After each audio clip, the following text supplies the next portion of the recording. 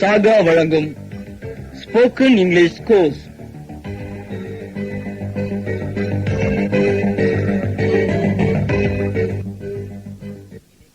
Morning. என்ன teach பண்ணலாம் படிச்சு பாக்குறீங்களா? படிக்கலன்னா இங்கிலீஷ் பேச முடியாது, எழுத முடியாது. நான் முதல்லயே உங்ககிட்ட சொல்லியிருக்கேன், நான் நடத்துற விஷயங்களுக்கும் நீங்க இங்கிலீஷ் பேசுறதுக்கும் எழுதுறதுக்கும் சம்பந்தம் இருக்குன்னு. படிக்க வேண்டியது உங்க கையில இருக்கு. சரி, இப்ப விஷயத்துக்கு வரலாம். இன்னைக்கு கிளாஸ்ல அதர் ப்ரொனவுன்ஸ் கீழே என்ன கொடுத்திருக்கணும் அதை நடத்த போறேன். கவனிங்க. இந்த ப்ரொனவுன்ஸ் எல்லாமே ஸ்போக்கன் இங்கிலீஷ்க்கு ரொம்ப ரொம்ப யூஸ்ஃபுல்லா இருக்கும். கீழே எக்ஸாம்பிள்ஸ்ல அண்டர்லைன் பண்ணிருக்கிறது எல்லாமே ப்ரொனவுன்ஸ் தான். புக்க பாருங்க. This is a watch. இது ஒரு வாட்ச். ஒரு பொருள் பக்கத்துல இருந்தா திஸ் யூஸ் பண்ணும். That is a star. அது ஒரு நட்சத்திரம். ஒரு பொருள் தொலைவில் இருந்தா தட் யூஸ் பண்ணும். These are my books. இவை என்னுடைய புத்தகங்கள். அதே ஒண்ணுக்கு மேல பல பொருட்கள் பக்கத்துல இருந்தா தீஸ் யூஸ் பண்ணலாம். Those are coconuts. அவை தேங்காய்கள். ஒண்ணுக்கு மேல பல பொருட்கள் தொலைவில் இருந்தா தோஸ் யூஸ் பண்ணும். அப்புறம் திஸ் தட் ரெண்டுக்கும் காமன் இட். இட்டுக்கு இதுன்னு ஒரு மீனிங் உண்டு, அதுன்னு ஒரு மீனிங் உண்டு. அடுத்து இதை பாருங்க. தீஸ் தோஸ் ரெண்டுக்கும் காமன் தே. தேக்கு இவை அவைன்னு ரெண்டு மீனிங் உண்டு. அடுத்து என்ன இருக்குன்னு புக்க பாருங்க. Is anybody waiting for you. உனக்காக யாராவது காத்துக் கொண்டிருக்கிறார்களா? எனிபடினாலும் எனிவன்னாலும் மீனிங் ஒன்னு. எனிபடி யூஸ் பண்ற இடத்துல எனி ஒன்னு யூஸ் பண்ணலாம். அடுத்த எக்ஸாம்பிள் பாருங்க. Somebody will help me. யாராவது ஒருத்தர் எனக்கு ஹெல்ப் பண்ணுவாங்க. சம்படினாலும் சம்மன்னாலும் மீனிங் ஒன்னு. Nobody is perfect. யோகியன் ஒருவனும் இல்லை. நோ ஒன் இஸ் பெர்ஃபெக்ட்னாலும் இதே அர்த்தம் தான் கிடைக்கும். சரி, அடுத்து பாருங்க. Everybody knows something. ஒவ்வொருவருக்கும் ஏதோ ஒன்று தெரியும். எவ்ரிபடிக்கு பதிலா எவ்ரி ஒன்னும் போடலாம். To you want anything? உனக்கு ஏதாவது வேண்டுமா? எனிதிங்னா ஏதாவதுன்னு அர்த்தம். த காட் டோல்ட் மீ சம்திங். கடவுள் என்கிட்ட ஏதோ சொன்னார். சம்திங்னா ஏதோ அல்லது கொஞ்சம்னு அர்த்தம். என்ன ஏதாவது சம்திங் கொடுத்தியா இப்படி கேட்கும் போது இங்க நாம லஞ்சம் கொடுத்தியான்ற அர்த்தத்தை எடுத்துக்கிறோம். லஞ்சத்துக்கு இங்கிலீஷ்ல பிரைப்னு அர்த்தம். லஞ்சத்துக்கு இங்கிலீஷ்ல பிரைப்னு சொல்லணும். ஊழலுக்கு இங்கிலீஷ்ல கரப்ஷன் சொல்லணும். அடுத்த எக்ஸாம்பிள் பாருங்க. Nothing is impossible. முடியாதது எதுவும் இல்லை. நத்திங்னா எதுவும் இல்லைன்னு அர்த்தம். I know everything. எல்லாம் எனக்கு தெரியும். எவ்ரிதிங்னா எல்லாம்னு அர்த்தம். எப்பவும் கேள்வி கேட்கும்போது கேள்வியில எனி வரும், பதில்ல சம் வரும். இல்லன்னு சொல்லும்போது மறுபடியும் எனி வரும். இதுக்கு எக்ஸாம்பிள் சொல்றேன் பாருங்க. Do you want anything? Yes, I want something. No, I do not want எனிதிங்னு சொல்லலாம். அல்லது ஐ வாண்ட் நத்திங்னு சொல்லலாம். இதை கவனிங்க. கேள்வியில எனிதிங், எஸ் சொல்லும்போது சம்திங், அதே நோன்னு சொல்லும்போது எனிதிங். இவ்வளவுதான். இது இன்னொரு எக்ஸாம்பிள் பாருங்க. Do you know anybody in CBI? Yes, I know somebody in CBI. No, I do not know anybody in CBI. அல்லது ஐ நோ நோபடி இன் சிபிஐன்னு சொல்லலாம். பாருங்க, கேள்வியில எனிபடி, எஸ் சொல்லும்போது சம்படி வரும், நோன்னு சொல்லும்போது எனிபடின்னு வரும், அல்லது நோபடின்னு சொல்லலாம். அவ்வளவுதான். சரி, அடுத்த புக்ல இருக்க எக்ஸாம்பிள் பாருங்க. All are welcome. அனைவரும் வருக. ஆல்னா அனைவரும் மீனிங் எடுத்துக்கலாம், எல்லோரும் எடுத்துக்கலாம். Many are Indians. பலர் இந்தியர்கள். மெனினா பலர்னு அர்த்தம். Some were searching you. சிலர் உன்னை தேடிக்கொண்டிருந்தார்கள். சம்னா சிலர்னு அர்த்தம். அடுத்து பாருங்க. Only few will get the job. சிலர் மட்டுமே வேலை பெறுவார்கள். fewனா சிலர்னு அர்த்தம். அடுத்து none of you is my enemy. உங்களில் விரோதி யாரும் இல்லை. நன்னா ஒருவரும் இல்லைன்னு அர்த்தம். one must not cheat another. ஒருவர் மற்றொருவரை ஏமாற்றக்கூடாது. ஒன்னா ஒருவர்னு அர்த்தம். அதே anotherனா மற்றொருவர்னு அர்த்தம். ரெண்டுமே pronoun தான். சரி, அடுத்து both are friends, இருவரும் நண்பர்கள். bothனா இருவரும் அர்த்தம். அடுத்த எக்ஸாம்பிள் பாருங்க, each of them is a graduate, அவர்களில் ஒவ்வொருவரும் பட்டதாரி. ஈச்னா ஒவ்வொருவரும் அப்படின்னு அர்த்தம். அடுத்து இதை பாருங்க, whoever it is what for me, எவனா இருந்தா எனக்கு என்ன. whoeverனா எவராக இருப்பினும் அப்படின்னு அர்த்தம். இதை பாருங்க, ask whatever you want, உனக்கு என்ன வேணுமோ கேளு. whateverனா என்ன வேணுமானாலும். என்ன எக்ஸாம்பிள்ஸ் எல்லாம் புரியுதா? ஓகே, இப்போ அண்டர்லைன் பண்ணிருக்க எல்லா ப்ரொனவுன்ஸும் வெர்புக்கு முன்னாலேயும் வரலாம், பின்னாலேயும் வரலாம். எல்லா டென்ஸ்லயும் யூஸ் பண்ணலாம். அதாவது பிரசன்ட் டென்ஸ்ல, பாஸ்ட் டென்ஸ்ல, ஃபியூச்சர்ல எந்த டென்ஸ்ல வேணாலும் யூஸ் பண்ணலாம். இது தவிர இதுல டீச் பண்றதுக்கு எதுவும் இல்ல. நீங்க இந்த மீனிங்ஸ் எல்லாம் மனப்பாடம் பண்ணிக்கணும், அவ்வளவுதான். சரி, இப்போ நாம அடுத்து பார்க்க போறது ரிலேட்டிவ் ப்ரொனவுன், அதாவது இணைக்கும் பிரதிபெயர்ச்சொல் அப்படின்ற ப்ரொனவுனை பத்தி பார்க்கலாம். இணைக்கும் பிரதிபெயர்ச்சலுடைய வேலை என்னன்னா ரெண்டு வாக்கியத்தை ஒன்னா இணைக்கும். சரி, இதுக்கு புக்ல கொடுத்திருக்க டேபிள பாருங்க. ரிலேட்டிவ் ப்ரொனவுன்ஸ் என்னது? ரிலேட்டிவ் ப்ரொனவுன்ஸ் இணைக்கும் பிரதிபெயர்ச்சொல். புக்ல என்ன கொடுத்திருக்கேன்? ஹூ, அதாவது என்ன அர்த்தம்? அவன், அவள், அவர், அவர்கள். விச், அது, அவை. தட், அவன், அவள், அவர், அது, அவை, அவர்கள். ஹூஸ், அவனுடைய, அவளுடைய, அவருடைய, அவர்களுடைய, அவைகளுடைய. சரி, இதை கவனிங்க. This is Suman. Suman is my close friend. இங்க சுமன்ற பெயரை ரெண்டாவது முறையா சொல்றதுக்கு பதிலா he போடலாம் இல்லையா? அதாவது this is Suman, he is my close friend சொல்லலாம். இதையே ரிலேட்டிவ் ப்ரொனவுன் யூஸ் பண்ணியும் சொல்லலாம். This is Suman who is my close friend. இங்க he க்கு பதிலா who போட்டிருக்கேன்.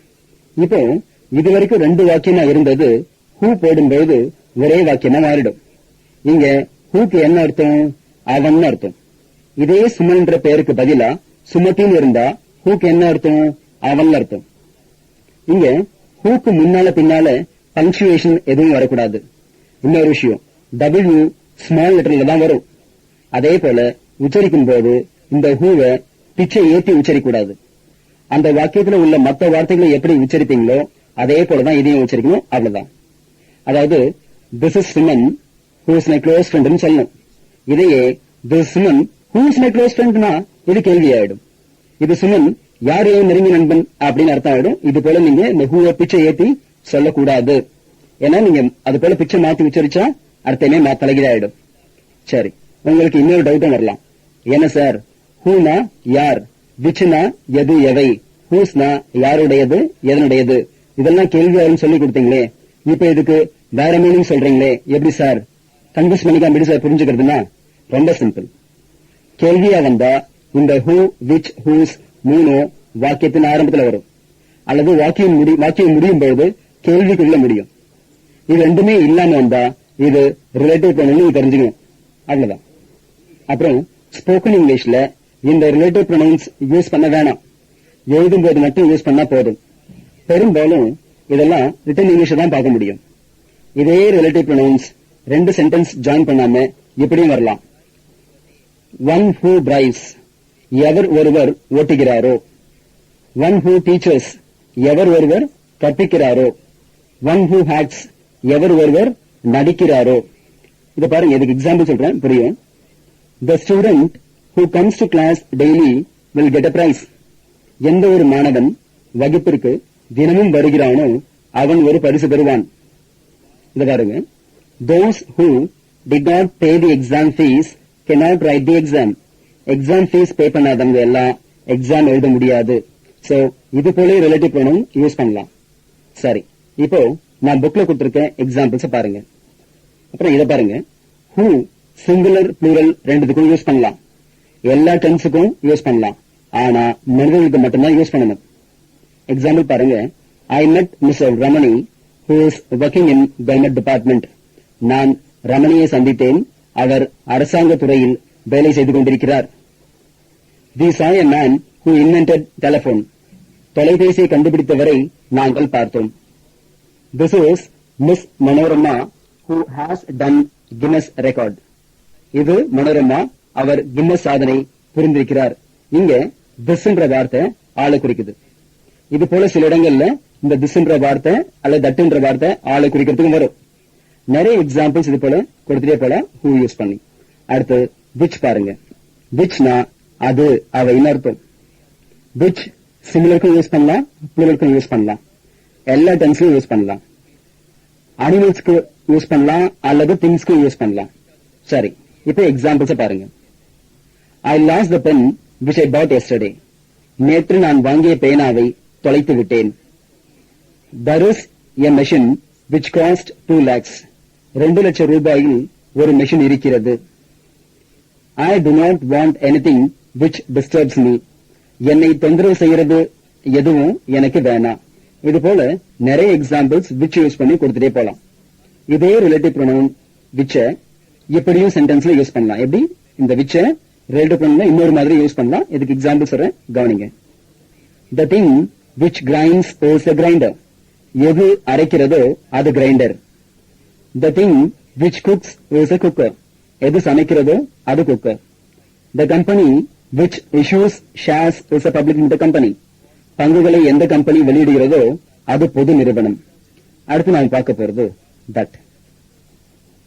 thatனா அவன், அவள், அவர், அது, அவை, அவர்கள் அப்படின்னு அர்த்தம். that சிங்குலர் ப்ளூரல் ரெண்டுத்துக்கும் யூஸ் பண்ணலாம். இதுவும் எல்லா டென்ஸ்லயும் யூஸ் பண்ணலாம். பர்சன்ஸ், அனிமல்ஸ், திங்ஸ் எல்லாத்துக்கும் யூஸ் பண்ணலாம். இருந்தாலும் that மோஸ்ட்லி பர்சன்ஸ் அதாவது ஆட்களுக்கு மட்டும் யூஸ் பண்ண மாட்டாங்க. ஆட்கள் தவிர மிச்சம் எல்லாருக்குமே யூஸ் பண்ணுவாங்க. சரி, புக்ல தட்டு கொடுத்திருக்க எக்ஸாம்பிள்ஸ் பாருங்க. I bought a cooker that cooks everything in 15 minutes time. எல்லாத்தையும் 15 நிமிஷத்துல சமைக்கிற குக்கரை நான் வாங்கியிருக்கேன். This is the pen that Gandhiji gave me. இந்த பேனாவை தான் காந்திஜி எனக்கு கொடுத்தார். I need a computer that works faster. வேகமாக வேலை செய்யும் கம்ப்யூட்டர் ஒன்று எனக்கு தேவை. இதே தட்ட இப்படியும் சென்டென்ஸ்ல யூஸ் பண்ணலாம். All that glitter is not gold. மின்னுவதெல்லாம் பொன்னல்ல. The word that we use instead of noun is called pronoun. எந்த ஒரு வார்த்தை பெயர்ச்சொல்லுக்கு பதிலாக வருகிறதோ அது பிரதிபெயர்ச்சொல் எனப்படும். இது பாருங்க. The product that has ISI seal on it is reliable. ISI முத்திரையுள்ள பொருள் நம்பகமானது. இது போல எத்தனை எக்ஸாம்பிள்ஸ் வேணாலும் கொடுத்துட்டே போலாம். சரி, இப்போ கடைசியா whose பத்தி பார்க்கலாம். கவனிங்க. whoseனா என்ன மீனிங்? அவனுடைய, அவளுடைய, அவருடைய, அவர்களுடைய, அதனுடைய, அவைகளுடைய. whose சிங்குலர் ப்ளூரல் ரெண்டுத்துக்கும் யூஸ் பண்ணலாம். எல்லா டென்ஸ்லயும் யூஸ் பண்ணலாம். Present tense, past tense, future எதுல வேணாலும் யூஸ் பண்ணலாம். எல்லாருக்கும் யூஸ் பண்ணலாம், எல்லாத்துக்கும் யூஸ் பண்ணலாம். கவலைப்படாதீங்க. சரி, எக்ஸாம்பிள பாருங்க. This is Priyanka whose father was the prime minister. இது பிரியங்கா, அவளுடைய அப்பா பிரதமராக இருந்தார். We saw a banyan tree whose age is 240. நாங்கள் ஒரு ஆலமரத்தை பார்த்தோம், அதனுடைய வயது 240. My mother lost a puppy whose name is Tommy. எங்க அம்மா ஒரு நாய்க்குட்டியை தொலைச்சிட்டாங்க, அதனுடைய பெயர் டாமி. இது போல எத்தனை எக்ஸாம்பிள்ஸ் வேணாலும் whose யூஸ் பண்ணி கொடுத்துட்டே போலாம். இப்போ இது வரைக்கும் என்ன பாத்தீங்க? ரிலேட்டிவ் ப்ரோனவுன் பாத்தீங்க. இதுக்கு கொடுத்திருக்க ஒரு சில எக்ஸாம்பிள்ஸ்ல நான் டீச் பண்ணாத பாடத்துல இருந்து சில வார்த்தைகள் வந்திருக்கு. அதெல்லாம் கொடுத்ததுக்கு காரணம் எக்ஸாம்பிள்ஸ் மீனிங்ஃபுல்லா இருக்கும், அதனாலதான் அதெல்லாம் கொடுத்திருக்கேன். சரி, இதுக்கு மேல இந்த ரிலேட்டிவ் ப்ரோனவுன்ல டீச் பண்றதுக்கு எதுவும் இல்ல. இன்னொன்னு தெரிஞ்சுக்கணும். இந்த பாடங்களை நடத்தும் பொழுது நிறைய தலைப்புகளை பாக்குறீங்க. Noun, emphatic pronoun, relative pronoun, verb, இது போல இன்னும் நிறைய பார்க்கவும் போறீங்க. இப்போ உங்களுக்கு இந்த தலைப்புகள் எல்லாம் முக்கியம் இல்ல. நீங்க இங்கிலீஷ் பேசும்போது வெர்ப்னா என்ன தெரியுமா, ரிலேட்டிவ் ப்ரோனவுன் என்ன தெரியுமா, நவுன்னா என்ன சொல்லுங்க, இப்படி யாரும் உங்களுக்கு கேட்க போறது கிடையாது. இந்த தலைப்புகள் உங்களுக்கு முக்கியம் கிடையாது. ஆனா அந்த தலைப்புகளுக்கு கீழே என்ன நடத்தணும் அதான் முக்கியம். அப்போ இந்த தலைப்புகள் எதுக்குன்னா ரெஃபரன்ஸ்க்கு, அவ்வளவுதான். தலைப்பே இல்லன்னா அதை ரெஃபர் பண்ணவே முடியாது. அதனால தலைப்பு முக்கியம் இல்ல, பாத்துங்க. ஏன்னா தலைப்பு முக்கியம் சொல்றது காரணம்னா அதுல யாரும் உங்களுக்கு கேட்க போறது கிடையாது என்னன்ட்டு. அதனால அதுக்குள்ள என்ன விஷயங்கள் டீச் பண்ணணும் அதான் முக்கியம். சரி, இப்போ இது வரைக்கும் இன்னைய கிளாஸ்ல என்ன பார்த்தோம்னா அதர் ப்ரொனவுன்ஸ், ரிலேட்டிவ் ப்ரொனவுன்ஸ் இந்த ரெண்டும் பாத்தீங்க. என்ன நல்லா புரிஞ்சுக்கணும்னு நினைக்கிறேன். எக்ஸசைஸ்ல என்ன செய்ய சொல்லிருக்கணும் அதை செஞ்சு பாருங்க. இந்த ப்ரொனவுன்ற பாடத்துல என்னென்ன பார்த்தோம்னா, ரஃபா சொல்றேன், என்னென்ன பார்த்தோம்னா ஃபர்ஸ்ட் ப்ரொனவுன் டேபிள் ஒன்னு பார்த்தோம். அதுல 32 ப்ரொனவுன்ஸ் பாத்தீங்க. அப்புறம் question ப்ரொனவுன்ஸ்ல who, which, what, whom, whose இதெல்லாம் பாத்தீங்க. எம்பெடிக் ப்ரொனவுன் பாத்தீங்க. அப்புறம் இன்னைக்கு அதர் ப்ரொனவுன்ஸ், ரிலேட்டிவ் ப்ரொனவுன்ஸ் இது ரெண்டும் பாத்தீங்க. இதுக்கு மேல இங்கிலீஷ்ல ப்ரொனவுனே கிடையாது. இது வரைக்கும் கண்டுபிடிச்சிருக்க எல்லா ப்ரொனவுனுக்கும் எக்ஸாம்பிள் நான் கொடுத்து அண்டர்லைன் பண்ணிருக்கேன். இதுக்கு மேல புதுசா இனி ப்ரொனவுன் கண்டுபிடிக்க போறதும் கிடையாது. நீங்க இந்த ப்ரொனவுன்ஸ் எல்லாம் மனப்பாடம் பண்ணி தமிழ் அர்த்தம் எல்லாம் மனப்பாடம் பண்ணி வச்சுக்கிட்டா அது போதும், ஈஸியா பேச முடியும், எழுத முடியும். டிக்ஷனரியில ப்ரொனவுனுக்கு PRON அப்படின்னு பிராக்கெட்ல போட்டிருக்கும். இந்த ப்ரொனவுன்ஸ் எல்லாமே நவுன் போல வெர்புக்கு முன்னாடியும் வரலாம், பின்னாடியும் வரலாம். அதாவது சப்ஜெக்டாவும் வரலாம், ஆப்ஜெக்டாவும் வரலாம். முக்கியமானது என்னன்னு சொன்னா இந்த ப்ரொனவுன் வெர்புக்கு முன்னாடியே வரலாம், பின்னாடியே வரலாம். இதை ஞாபகம் வச்சுங்க, இது போதும். இந்த ப்ரொனவுன்ஸ் எல்லாமே ஸ்போக்கன் இங்கிலீஷ்க்கு தேவைப்படுற வார்த்தைகள் தான். ஓகே, இதுக்கு மேல இந்த பாடத்தில் நடத்துறதுக்கு விஷயம் எதுவும் இல்லை. சோ இதோட இந்த கிளாஸை முடிக்கிறேன். தேங்க்யூ. இன்னும் நிறைய தெரிஞ்சுக்கணும்னா என்னுடைய வீடியோ சிடியை வாங்கி பாருங்க, ரொம்ப யூஸ்ஃபுல்லாக இருக்கும். இந்த சிடிஸ் இல்லாமல் நீங்கள் எங்கிட்ட நேரடியாகவும் கற்றுக்கலாம், ஆன்லைனில் அதாவது ஸ்கைப் மூலமாகவும் கற்றுக்கலாம், அல்லது மொபைல் வழியாகவும் கற்றுக்கலாம். டீட்டெயில்ஸ் வேணும்னா என்னுடைய மொபைல் நம்பருக்கு கால் பண்ணுங்கள். 9444262000 அல்லது லேண்ட்லைன் நம்பர் 24333325க்கு கால் பண்ணுங்கள். நம்ம வெப்சைட் வந்து www.sagaenglish.in. அட்ரஸ் வந்து 568 அண்ணா சாலை, Teynampet, Chennai 18.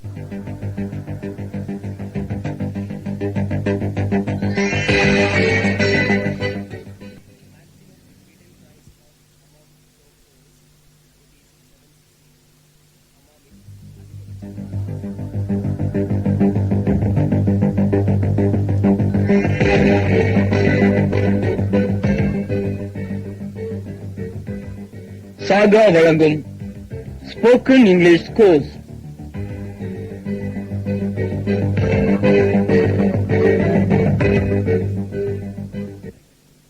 Good morning.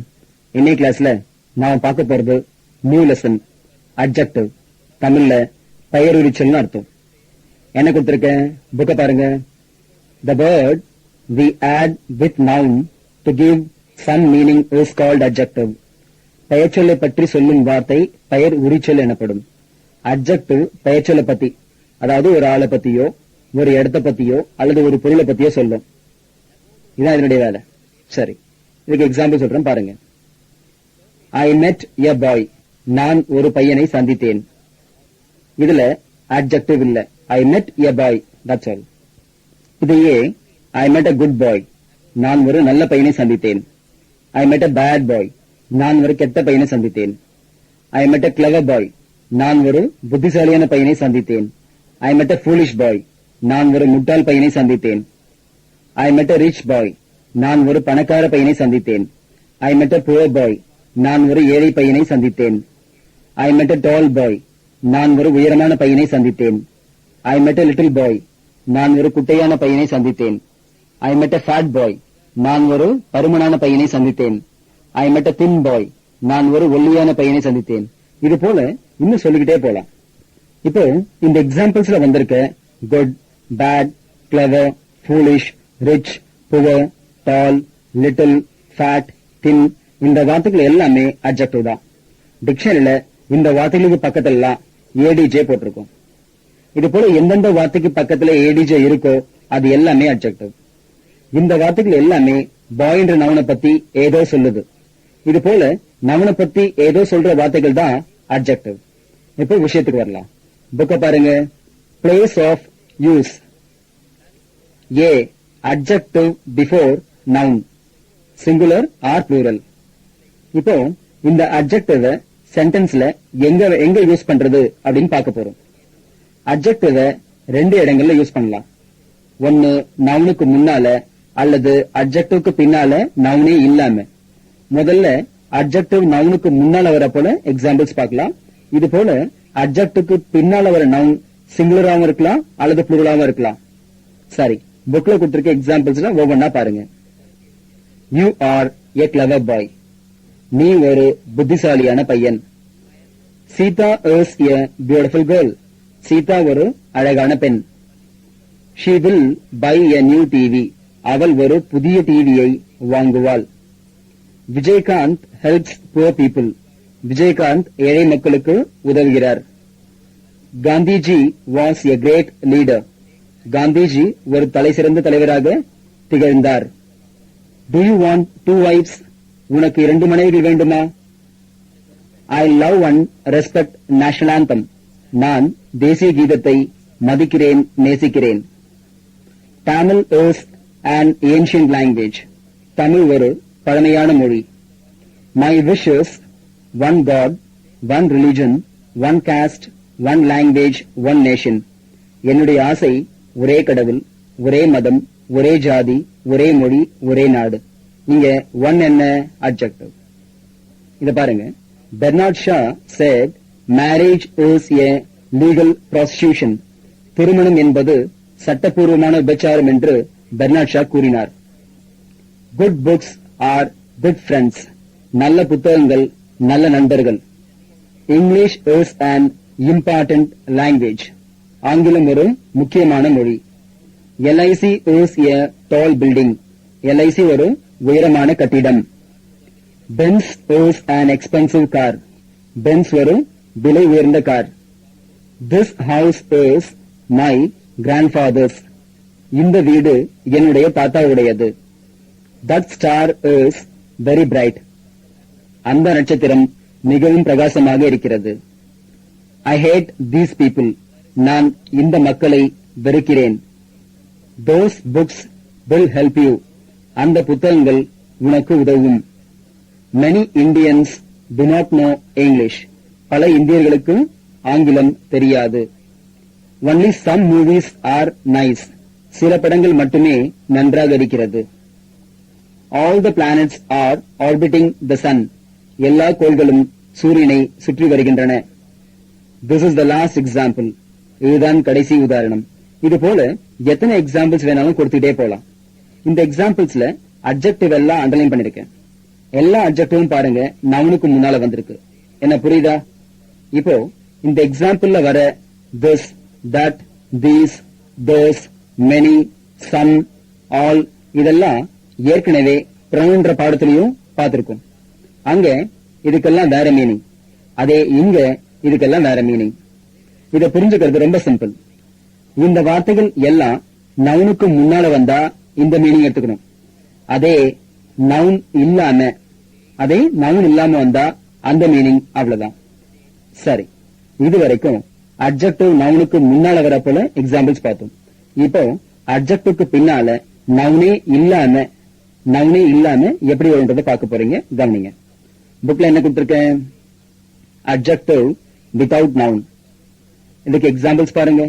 You are lucky. நீ அதிர்ஷ்டசாலி. We are tired. நாங்கள் களைப்பாக இருக்கிறோம். ஐ am hungry. நான் பசியாக இருக்கிறேன். Your answer is correct. உன்னுடைய விடை சரியாக இருக்கிறது. Are you happy? நீ மகிழ்ச்சியாக இருக்கிறாயா? The Great Wall of China is long. சீன பெருஞ்சுவர் நீளமாக இருக்கிறது. Little knowledge is dangerous. குறைந்த அறிவு ஆபத்தானது. Madhuri is pretty. மாதுரி அழகாக இருக்கிறாள்.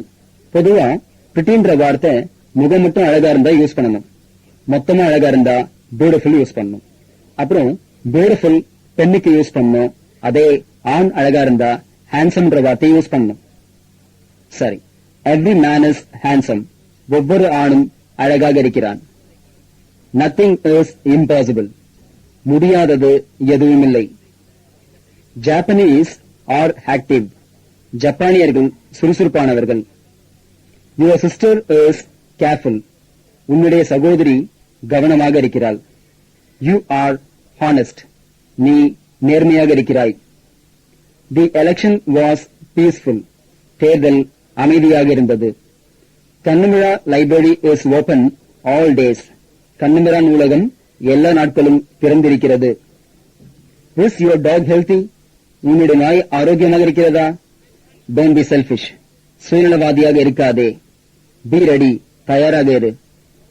The cake that I bought is soft. நான் வாங்கிய கேக் மென்மையாக இருக்கிறது. Do you know I'm busy? நான் பிஸியாக இருக்கிறேன் என்று உங்களுக்கு தெரியுமா?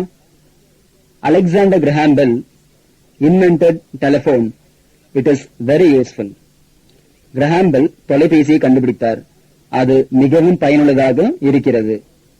The interest rate offered by Ishwari Finance was attractive. Eswari பினான்ஸால் கொடுக்கப்பட்ட வட்டி தொகை கவர்ச்சிகரமாக இருந்தது. இது போல எத்தனை எக்ஸாம்பிள்ஸ் வேணாலும் கொடுத்துக்கிட்டே போலாம். இந்த எக்ஸாம்பிள்ஸ்ல நீங்க தெரிஞ்சுக்கிட்டது என்னன்னா, அட்ஜெக்டிவ்க்கு பின்னால நவுன் இல்லாமையும் வரலாம். அப்புறம் இன்னொரு விஷயம், இந்த அட்ஜெக்டிவ் ஒரு சென்டென்ஸ்ல எத்தனை வேணாலும் வரலாம்.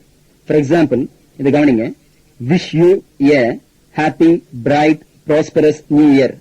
இந்த சென்டென்ஸ்ல இயர் என்ற ஒரு நவுனுக்கு முன்னால ஹாப்பி, பிரைட், ப்ராஸ்பரஸ், நியூ இது போல 4 அட்ஜெக்டிவ் வந்திருக்கு. இப்படியும் வரலாம். அடுத்து பாருங்க. Rajini is kind, honest, happy, polite and generous. Rajini கருணையாக, நேர்மையாக, மகிழ்ச்சியாக, அடக்கமாக, பெருந்தன்மையாக இருக்கிறார். இந்த எக்ஸாம்பிள்ல kind, honest, happy, polite, generous இது போல எல்லாமே, அதாவது இந்த வார்த்தைகள் எல்லாமே அட்ஜெக்டிவ் தான். இதுக்கு மேல இதுல சொல்றதுக்கு விஷயம் எதுவும் இல்ல. இனி பார்க்க போறது இந்த அட்ஜெக்டிவ்ல क्वेश्चंस எப்படி கேட்கிறது அப்படின்னு பார்க்க போறோம். புக்க பாருங்க. Question adjectives. What kind of, எந்த மாதிரியான அல்லது எப்படிப்பட்ட. how many, எத்தனை. how much, எவ்வளவு. which, எந்த. what, என்ன. whose, யாருடைய அல்லது எதனுடைய. இந்த ஆறும் அட்ஜெக்டிவ்ல கேட்கக்கூடிய கேள்விகள். இந்த क्वेश्चंस கூட நவுனுக்கு முன்னால மட்டும்தான் வரும். இப்படியும் சொல்லலாம். இந்த 6 கேள்விகளுக்கும் பக்கத்துல நவுன் வந்த பிறகுதான் கேள்வியை நீங்க அமைக்க முடியும். கொடுக்க போற எக்ஸாம்பிள்ஸ் கவனிச்சா இது உங்களுக்கே புரியும். ஃபர்ஸ்ட் எக்ஸாம்பிள் பாருங்க. ஃபர்ஸ்ட் எக்ஸாம்பிள் என்ன? What kind of. What kind of animal is dog. நாய் எப்படிப்பட்ட விலங்கு. What kind of movie do people like. மக்கள் எந்த மாதிரியான படத்தை விரும்புகிறார்கள். What kind of language is English. ஆங்கிலம் எப்படிப்பட்ட மொழி. What kind of mother in law have you got. எப்படிப்பட்ட மாமியாரை நீ பெற்றிருக்கிறாய். What kind of king was Ashoka. அசோகர் எப்படிப்பட்ட ராஜாவாக திகழ்ந்தார். இது போல எத்தனை எக்ஸாம்பிள்ஸ் வேணாலும் கொடுத்துட்டே போலாம். இந்த எக்ஸாம்பிள்ஸ் எல்லாத்துலயும் பாருங்க, வாட் கைண்ட் ஆஃப்க்கு பக்கத்துல நவுன் வந்த பிறகுதான் மத்த வார்த்தைகள் வருது. இது போல கேள்விக்கு பக்கத்துல வர நவுன் சிங்குலராகவும் இருக்கலாம் அல்லது புளூரலாகவும் இருக்கலாம். அடுத்து நாம் பார்க்க போறது how many. இந்த क्वेश्चனுக்கு பக்கத்துல வர நவுன் எப்பவுமே புளூரலா தான் இருக்கணும். புக்க பாருங்க. how many plus noun plural. how many flags are there in India. இந்தியாவில் எத்தனை கொடிகள் இருக்கின்றன. how many autos are waiting. எத்தனை ஆட்டோக்கள் காத்துக் கொண்டிருக்கின்றன. how many cows did you buy. நீ எத்தனை மாடுகளை வாங்கினாய். how many days are there in February. பிப்ரவரியில் எத்தனை நாட்கள் இருக்கின்றன. how many books have you read so far. இதுவரை எத்தனை புத்தகங்கள் நீ படித்திருக்கிறாய். இது போல எத்தனை எக்ஸாம்பிள்ஸ் ஆனாலும் how manyக்கு கொடுத்துட்டே போலாம். இதுல நீங்க மறக்க கூடாது என்னன்னா, how manyக்கு பக்கத்துல வர நவுன் எப்பவுமே புளூரலா தான் இருக்கணும். அதே சமயத்துல how manyக்கு பக்கத்துல வர நவுன் எல்லாமே கவுண்டபிள் நவுனா இருக்கணும். அதாவது எண்ணக்கூடிய நவுனா இருக்கணும். எக்ஸாம்பிள்ஸ் கொடுத்திருக்க பிளாக்ஸ், ஆட்டோஸ், கவுஸ், டேஸ், புக்ஸ் இது எல்லாமே எண்ண முடியும். இது போல நவுன் தான் how manyக்கு பக்கத்துல வரணும். சரி, இப்போ நாம அடுத்து பார்க்க போறது என்ன? how much. புக்க பாருங்க. how muchனா என்ன அர்த்தம்? எவ்வளவு. how muchக்கு பக்கத்துல ஒரு நவுன் எப்பவுமே சிங்குலரா இருக்கணும். எக்ஸாம்பிள்ஸ் பாருங்க. how much water does a man need daily. ஒரு மனிதனுக்கு தினசரி எவ்வளவு நீர் தேவைப்படுகிறது. how much blood is there in our body. நம் உடலில் எவ்வளவு ரத்தம் இருக்கிறது. How much salary do you want? உனக்கு எவ்வளவு சம்பளம் தேவை? How much milk does your cow give? உன்னுடைய மாடு எவ்வளவு பால் கொடுக்கிறது? How much price is this? இது எவ்வளவு விலை? இது போல